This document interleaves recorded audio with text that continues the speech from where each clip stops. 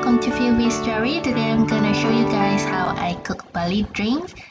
This drink only need to use a few ingredients as listed down on the screen, and it's a cooling drink where usually we drink it to reduce the heat in our body. And you can always order this in any of the coffee shop, the Kopitiam that you go in Malaysia.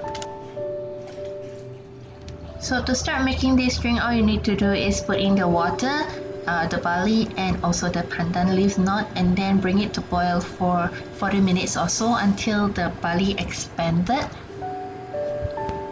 After boiling it for 40 minutes or so, the water will definitely evaporate and reduce to at least half. Then all you need to do is just add more water to top it up to about 1.5 to 2 liters and then bring it to boil again. So what I'm going to show you right now is that how we actually cook the barley drinks when we are selling it when my mom's operate the Kopitiam, the drink section. This is usually how Kopitiam will cook the barley drinks, because for home all you need to do is add in sugar and then you just serve it as it is. But in Kopitiam we will make the barley thicker so that we can add in hot water and ice as per customer's order.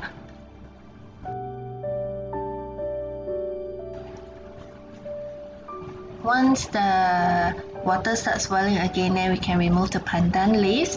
And if you like to have the barley liap, in Hokkien we call it the barley, if you want to taste the barley, I love to have some texture on my drink, so I love the biji barley, so I will remove half of it and set it aside first.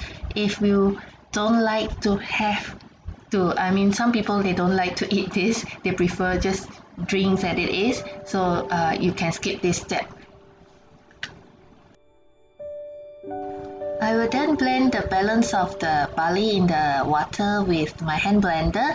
For normal, for my mom, they will scoop up the barley and then blend the barley in a blender with a little bit of the barley drinks. But I have a hand blender and it's at home, so I'll just use a hand blender to blend it directly in the pot. Oh, by the way, I have already switched off the heat before this.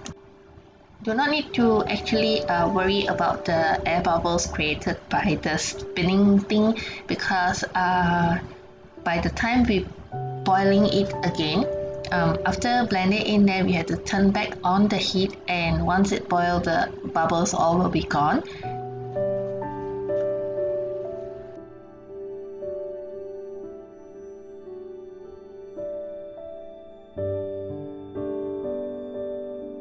By blending the barley, it will make the drinks really thicker, and then once done blending, add in back the biji barley that we set aside earlier so that you can have some texture to the drinks. If you are those that prefer very plain drinks, just want to drink, you can actually sieve this and remove all the pulps of the barley. I will now then add in sugar based on adjust to your own taste, and make sure to put it a little bit sweeter, because when you make the drinks you're going to add some hot water for a warm barley, and also you're going to add ice for the cold barley. So for now you need to make it a little bit sweeter, or else it will be a little bit bland later on. And depending on the colors of the sugar that you use, you can use white sugar, brown sugar or honey sugar like what I'm using.